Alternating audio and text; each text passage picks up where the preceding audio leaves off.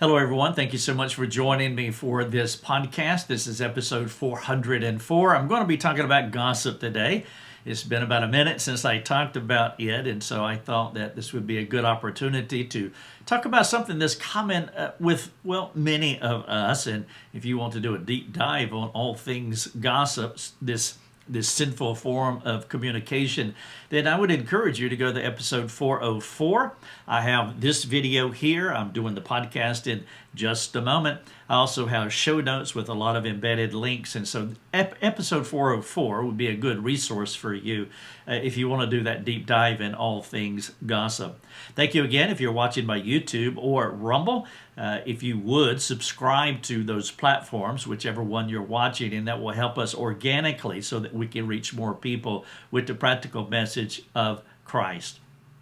Episode 404, How to Respond When Someone Gossips to You. Let's go.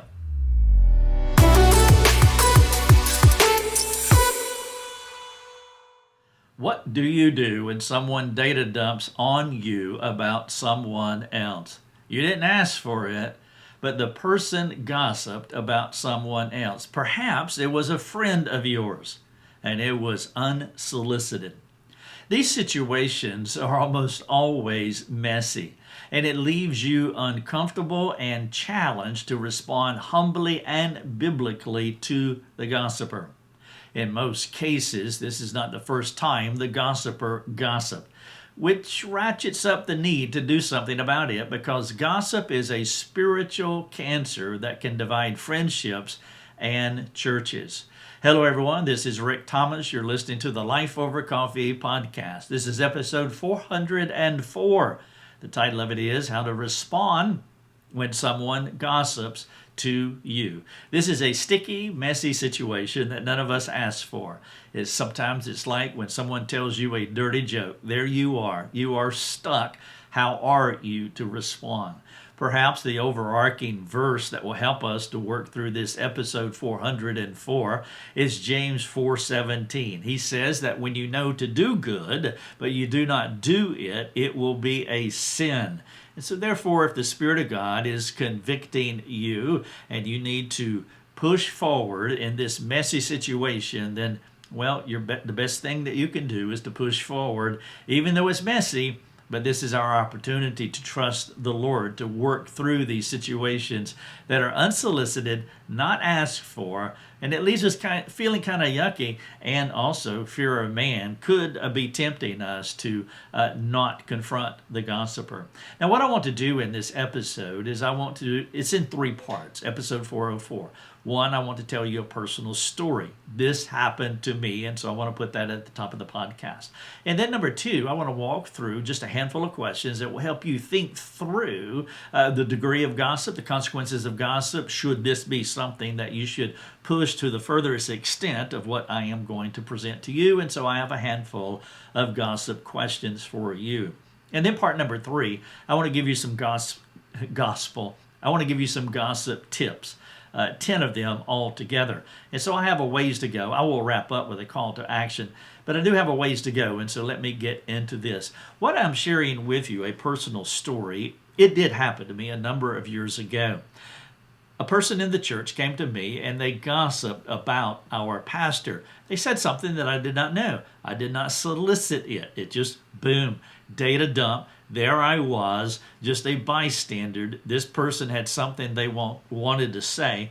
Perhaps, and I do think that they saw me as a biblical counselor, maybe a leader of some sort, and they thought that they could do that and it would just be okay. Well, it was not okay. And I knew that I needed to confront them. And so I confronted this individual. And I told them that, hey, I am not part of this problem. I'm not part of the solution. This is something that you should go and talk to our pastor about, and you should clean it up. However, I now have a problem. You have put something in my head that I did not know. And so when I sit and listen to our pastor, I am going to be thinking about this gossip that you have just provided for me. Therefore, now I am part of the problem, and so I am going to be part of the solution. So what I need for you to do is I need for you to go to the pastor and reconcile this. And then I am going to follow up with you and I'm going to follow up with him to make sure that everything is tidied up. I gave them a time frame of when I would do this, and the follow-ups, and I don't remember exactly the time frame. But what happened eventually is that the pastor and his wife, me, Lucia, my wife, the gossiper, and their spouse, we six met in our living room just over there, and we talked about it. And the pastor was very humble. He shared that, yes, this was a sin issue in my life, but I have been working on it. And if I have sinned against you, if there's something that I have not resolved, please, will you forgive me? And there really wasn't anything that was unresolved. The gossiper just had loose lips, and they were sharing information, and it was sinful for them to do so. Well, the gossiper asked the pastor for forgiveness. Now, as the meeting was winding down, it just seemed to me like there was something that just wasn't right here. My spidey senses was going off, and so I asked the gossiper, I said, "Are you okay with me?" And the gossiper looked at me and said, "No, I'm not. I'm angry with you." And they were, and that's what I was discerning as I was listening to this individual talk to our pastor and talk about this situation. They were confronted. They were publicly embarrassed, but there was really no other option here because this person was gossiping and slandering our pastor. They were bringing an accusation against an elder, and there is no way in the world that you could let that stand. Well, the person asked me to forgive them, and I gladly did that, and I assume that from that evening everything is okay. And it's been many years, and that is part of the history. I share that situation because I want you to know that I have been in that place. By the way, I have not communicated in that story if that gossiper was a male or a female, so I'm not trying to draw any identity to the individual, but the story is very much true. And so with that in mind, I want to walk through part 2, part 3 of episode 404. I want to ask you a handful of gossip questions because you really need to work through, is this something that I want to take to this next level, the next level of reconciliation, which is going to bring more people into this situation. Not in every case would you need to do that. And so you have to degree this. You have to weigh this to see if this is something that you need to push to this level. But you really need to guard your heart because the temptation will be to fear a man for most of us. And we can just shove this off, shove it aside. And that's really not what we ought to do in some cases. So I really want you to think reflectively and humbly about what has happened, if this has happened to you, or if it happens to you in the future. Perhaps you can refer to this episode 404 and work through these things that I'm going to share with you right now. And so let me ask you a handful of gossip questions, and then I'll work through a sequential process in part 3 of how to work through when gossip happens, when you need to confront the individual and help bring reconciliation to everyone involved. All right, so gossip questions. Number 1, what is the nature of the gossip? Now that's important, and you want to think through this. For example, are they revealing to you a grievous sin about another person? The story that I just shared with you is an accusation made against an elder. That is a severe sin that any church member could make. That's exactly what happened. So there was no way I could just let that go. That was impossible. But maybe there's some kind of sexual sin or abuse or some slanderous comment made about another person. It may be true. It may not be true. Whether it's true or false is not the primary thing here, but it is a person sharing information outside of the sphere or the circle that is intimately involved in this situation. That is the problem. And so is it a grievous sin about another person, or is this casual gossip that is not as damning, but still yet careless chatter? Now, I can't tell you whether you need to push it to the next level, but there are degrees here between a grievous sin and careless chatter, and you have to work that out. Question number 2, is this out of character for this person? Or is this a communication speech pattern? Meaning this is not an episode, this is not a one-off with this individual, but this is who this person is. They are a gossip, and they have very little or no shame about sharing information about other people. Maybe another way you can think about this question is, would you characterize this person as a gossip, someone who is divisive? Question number 3, are you able to overlook this one-time careless chatter? What does it mean to ignore it, to overlook it? Why would you do it this time? And then question number 4, would it be wise to speak with a leader in your church about what you heard and who said it? Now, this idea of talking behind somebody's back, I just presented 2 scenarios to you of 2 people talking behind someone else's back. One person is a gossiper. They are not redemptive. They are divisive. Their motivation is impure. That's one person who talks behind somebody's back. That is sin. There is another individual who talks behind someone's back. That is you. Your motive is pure. You are redemptive. You're looking to make a biblical decision. You're not talking horizontally to people who don't have the wisdom, the insight, or the spiritual authority to bring any kind of reconciliation to the situation, but you're going up the chain.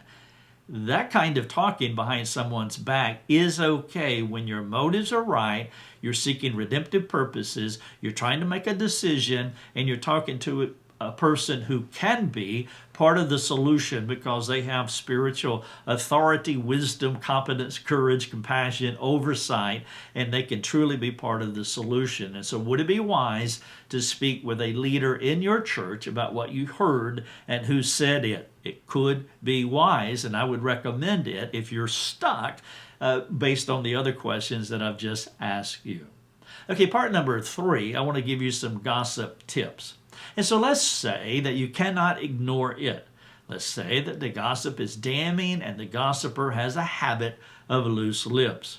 If this is true, then you must respond to the gossip.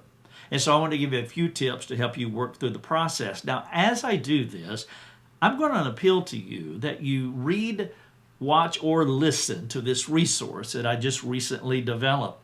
The title of it is The Art and Care of Correction Among Friends. I have it linked here under episode show notes 404.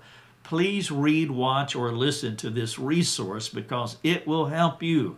I talk a lot about how to bring confrontational care to another individual. And if you're going to confront the gossiper, you want to make sure that your heart is right, and you want to make sure you walk through a biblical process. And so this resource here titled The Art and Care of Correction Among Friends will benefit you tremendously.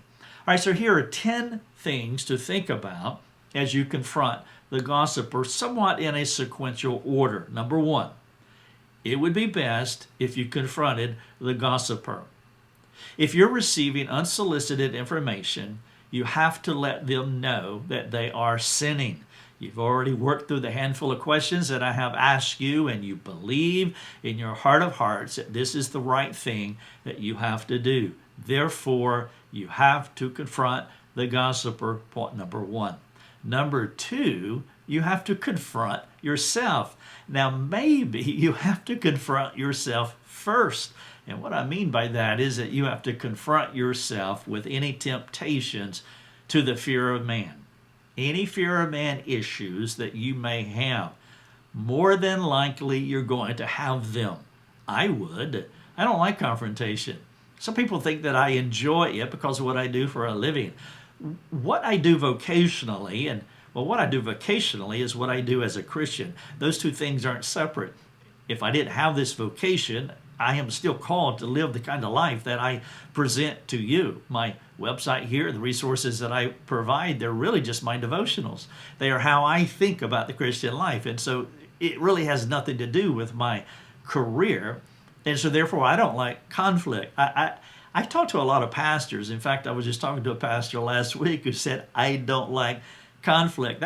He's not an outlier. I mean, most pastors do not like conflict, but what's going on with pastors and what's going on with me and what I'm appealing to you, what should be going on with you is that we have to be obedient to God whether we are afraid or not. Has nothing to do with being a pastor, has nothing to do with being a biblical counselor, has everything to do with being a believer, being a Christian, a Christ follower. Therefore, you need to confront the person, but as you do that, you probably need to confront yourself, because you're probably like me, you don't like confrontation. The temptation will be to overlook the sin of gossip when you know you should not. Going back to James 4:17, to the person who knows to do good and does not do it, to that person it would be sin. It would not be wise to overlook this, because rarely will this instance of gossip be the first time the gossiper gossiped. This is probably not their first time. You're not the lucky one. You're not the first one to hear this person gossip. This is more than likely not just a grievous sin that you cannot overlook, but this is not the first time. And so number one, confront the gossiper. Number two, confront yourself with fear of man. Number three, you want to let them know you're not part of the solution. You're not part of the problem. You didn't ask for this. It can be okay to talk to a person about someone else. I've already talked about that. It could be okay to talk to someone behind their back. But in this instance, the motive of the person who's sharing the information is not humility. It's not redemptive. They're talking to someone who is not part of the problem, not part of the solution. And so in this instance, talking behind someone else's back is sinful. And so you want to let them know that as you begin to confront them. They should not have been talking to you. Number four, as you confront the gossiper, you ask them to go to the person that they gossiped about, seek their forgiveness, and they should let that person know what they did, or in this case, what they said, and they should seek transactional forgiveness. Now, when I use the word forgiveness here, I'm modifying forgiveness by saying transactional forgiveness. Not only did the gossiper bring you into this situation, but now, it's like they were driving down the road, they hit a mud puddle, you were on the side of the road, and they just splattered you. You didn't ask for it, but now you're dirty.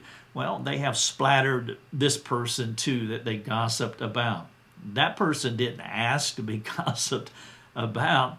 Therefore, the gossiper cannot go to them and say, I'm sorry.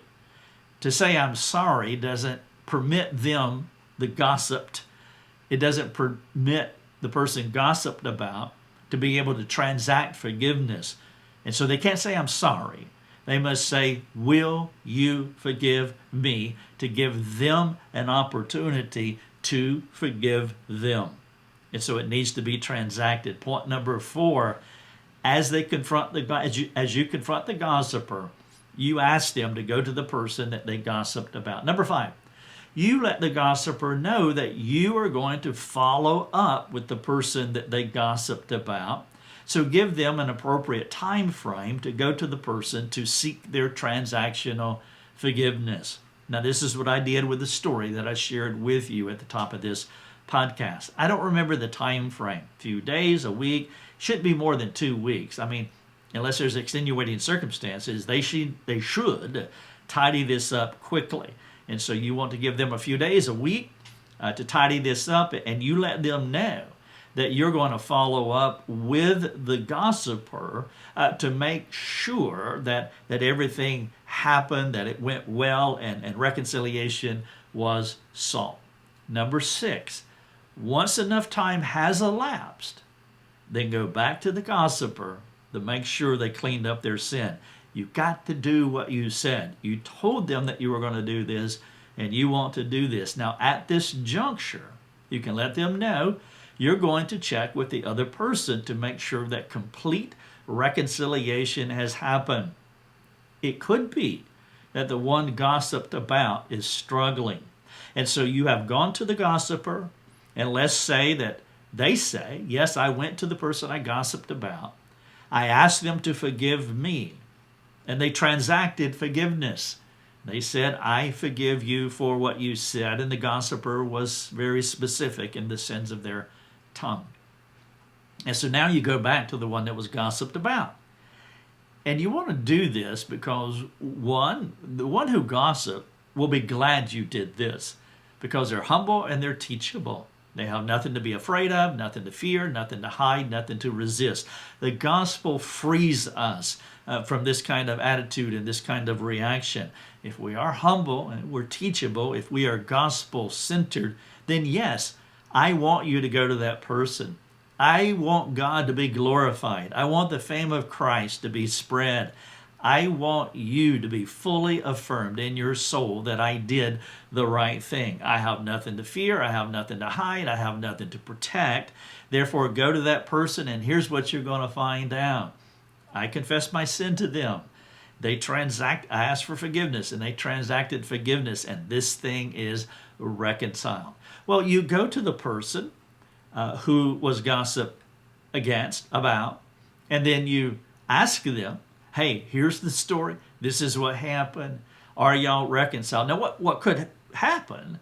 One, that it's not cleaned up on the gossiper's side, but you could also find out that the one who was gossiped against is still hurting, still struggling. And so now you become a minister of the gospel because that person is hurting because they were slandered. That happens a lot in reconciliation events. For example, in a marriage, one spouse can sin against the other spouse, and let's say that the offender is genuine and repentant, and in authenticity they go and they ask the offended to forgive them, and it's transacted. But the offended goes away and they're still struggling because it really hurt. It really hurt. And that's why it's necessary to come back around and talk to the offended and help them to work through what happened to them. If the sin has been neutralized by the power of the gospel, then you want to talk about it. It's okay to talk about it because that sin will not just automatically animate because it's dead. The power of the gospel has neutralized it. And so now we have an opportunity to conversate about what happened. It's neutralized. It's not going to animate. And so we can talk about it to make sure that every heart has worked through this. There's no churning of soul noise, and reconciliation has happened. And so once time has elapsed, whatever time is appropriate, you have followed up with the gossiper. They have done what you've asked them to do. And so now you go to the person who was offended or gossiped about. Make sure that reconciliation has happened, one. And then two, make sure there's no remaining soul noise operating in them. Point number 6. All right, number 7, always keep in view that you are part of the problem and you are part of the solution at this juncture. Though you never sought to be in this position, the gossiper brought you into this position. You were walking down the sidewalk wearing your beautiful white suit, and the gossiper came down the road on a rainy day, hit a mud puddle, and now you are dirty with their inconsideration, a euphemism for their sin. You weren't asked to be part of it, but you are, and you have to step into that position. You have to keep that in view. Because you're in that position, you have to take the lead, and you have to bring this sin to a redemptive close. Now, you might not be able to do that. There's a lot of things, as you have already intuited, that can go wrong in this process. The gossiper might not be teachable, might not be humble, might not have a desire to repent. They could bow up. Now they go gossip about you and start sharing all kinds of nonsense. It's not even true about what you did. I know that can happen, but that's the cost of doing business. That's the cost of being obedient. And we must care more about doing the will of the Father than being managed by people who are not responsive to sin. They brought you into the problem. You have to be part of the solution. Therefore, you're going to lead even though there's a possibility it will not come to a redemptive end. That's point number 7. Number 8, if the gossiper is your friend, you do not want them in your inner circle. Maybe they were in your inner circle. Maybe they were a close friend of yours. But if the gossiper is your friend, then you need to shove them out. I talk about friendships in concentric circles. I just did a podcast not so long ago. It may be episode 401, 402, 403. It's right in there. You can look it up. This is 404. But I talked about concentric circles with friendships. Your most intimate friendships are reciprocal friends. These are friends that you pour into and they pour into you. If the gossiper is inside that inner circle of intimate friends, you don't want intimacy with this kind of person where you're sharing personal information with them. This is an important point. If they gossip to you, they will gossip about you.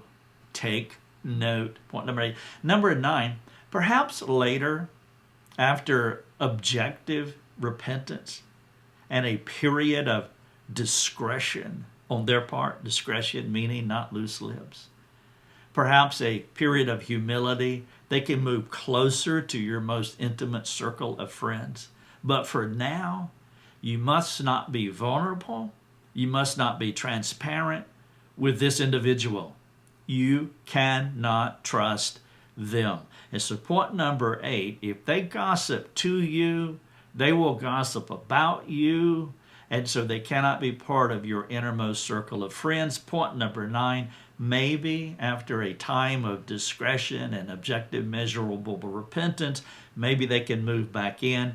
Be careful. You cannot trust them right now. Number 10, if you struggle with this process, reach out to your church leaders. Again, talking up the chain to someone in authority who can work out a solution with you is not wrong. What you don't do is speak horizontally to folks who cannot help you.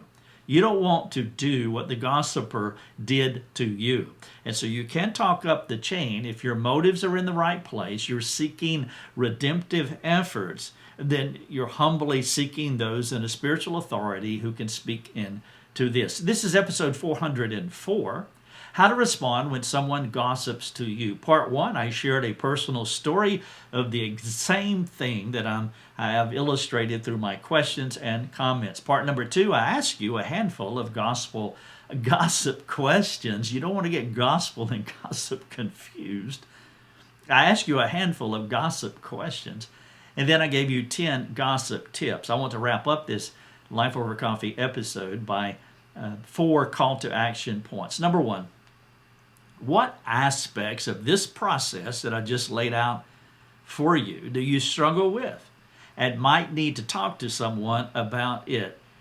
If you struggle, will you speak to someone in spiritual authority, preferably someone in your church? Now, I realize that's not always possible. We get so many people that come to our forums that talk about pastors and leaders that they just can't talk to for various reasons. Now, I am so aware that I'm hearing one-sided stories, but again, I choose to believe all things, and I choose to default to trust and truth and believe until I cannot do otherwise. And so a lot of people do come to us, and it's hard for them for right reasons to talk to their pastors, and I know that is an issue, but most of you can. And so what aspects of this process do you struggle with? And if you do struggle, would you talk to someone in spiritual authority, preferably in your church? Number 2, describe a time when someone gossiped to you. How did it go?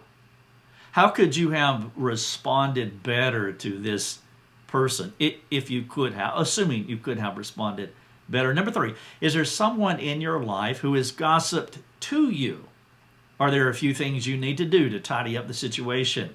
If so, what is your plan? If you're in a situation right now where someone has gossiped to you, you're not thinking about a past gossip situation and reflecting on how it went back then, but someone has gossiped to you recently and it's not tidied up. It's not reconciled. Are there a few things that you do need to do to clean up the situation? And if so, what is your plan?